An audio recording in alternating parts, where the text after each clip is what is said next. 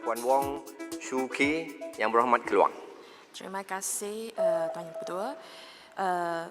Keluang minta Menteri Komunikasi dan Multimedia menyatakan sama ada semua penerbit filem wajib memohon lesen pengeluaran filem serta surat perakuan penggambaran, tidak kira mereka adalah agensi media arus perdana atau media individu pesena media yang menerbitkan filem di platform media sosial atau saluran tradisi.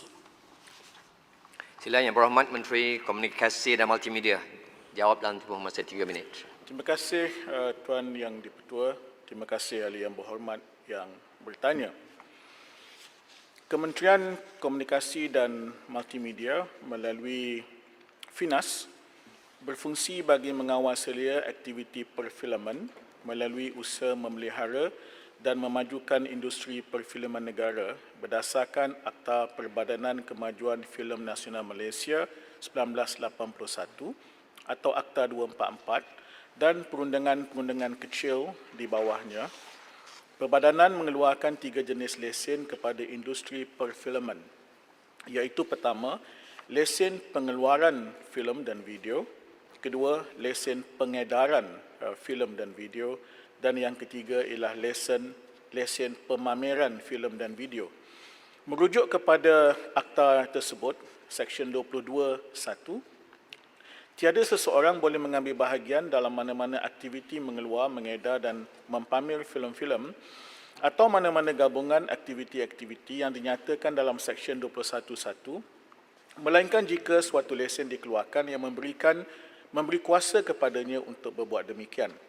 FINAS juga menerima, memproses dan mengeluarkan surat perakuan penggambaran SPP, Sijil Filem Iklan Buatan Malaysia MIM dan surat sokongan kemasukan pekerja asing PFA.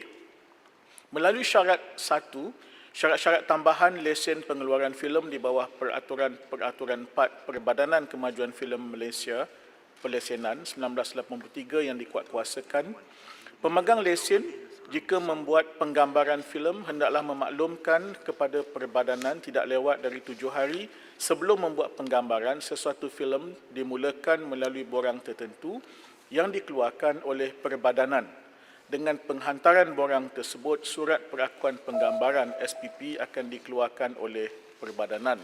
Sehubungan dengan itu, penerbit filem wajib memohon lesen pengeluaran filem serta surat perakuan penggambaran SPP, tidak kira mereka adalah agensi media, arus perdana atau media personal yang menerbitkan filem di platform media sosial atau saluran tradisi. Terima kasih. Sila soalan tambahan pertama, Berhormat Keluang. Terima kasih Datuk Speaker. Terima kasih atas jawapan. Saya minta Menteri menjelaskan tentang kes yang Al Jazeera dikuatkuasa dengan Seksyen 22(1) Akta FINAS 1981, iaitu seksyen yang Menteri sebut tadi.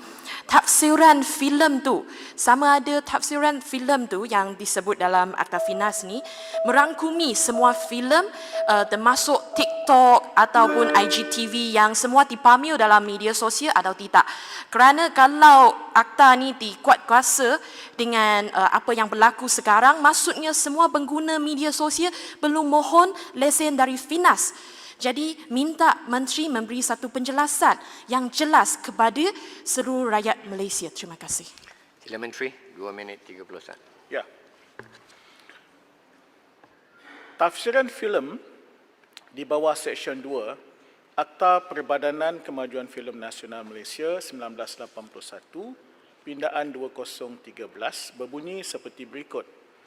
Filem-filem termasuk filem cerita, filem pendek, filem subjek ringkas, trailer, dokumentari, filem kecil iklan dan apa-apa rakaman pada apa-apa jenis bahan termasuk pita video dan ceper video berupa arca-arca bergerak sama ada disertai dengan bunyi atau tidak untuk dilihat oleh orang ramai atau mana-mana golongan orang ramai. Tuan Yang Dipertua, kita memang menggalakkan semua orang, kecil besar, tua muda, individu atau organisasi untuk mengeluarkan apa-apa jenis filem seperti yang saya petik tadi, asalkan ia mengikut undang-undang yang ada, dan galakan kita adalah telus sebagai contoh. Kerana itu kita ada geran-geran yang disediakan oleh kerajaan. Kita ada dana kandungan digital, kita ada FIMI, Film in Malaysia Initiative, dengan izin, dan semua itu tertakluk kepada peraturan yang sedia ada. Terima kasih. Saya jemput soalan tambahan yang kedua. Sila Yang Berhormat Lembah Pantai. Terima kasih, Datuk Yang Ketua. 30 saat. Terima kasih. Terima kasih Yang Berhormat Menteri, tapi saya rasa tak menjawab sama ada Instagram live dan sebagainya, adakah mereka tertakluk di bawah perkara ini. Cuma saya ingin mohon penjelasan daripada Yang Berhormat Menteri, adakah Dr. Dustin Van Dale yang menghasilkan video The Other Side of the Truth yang yang di-share oleh Bernama TV dalam media sosial, adakah beliau mempunyai lesen untuk menghasilkan dokumentari tersebut, bahan tersebut? Mohon pandangan. Terima kasih. Sila Menteri. Terima kasih Tuan Yang Di-Pertua. Yang ini saya serah kepada pihak penguasa.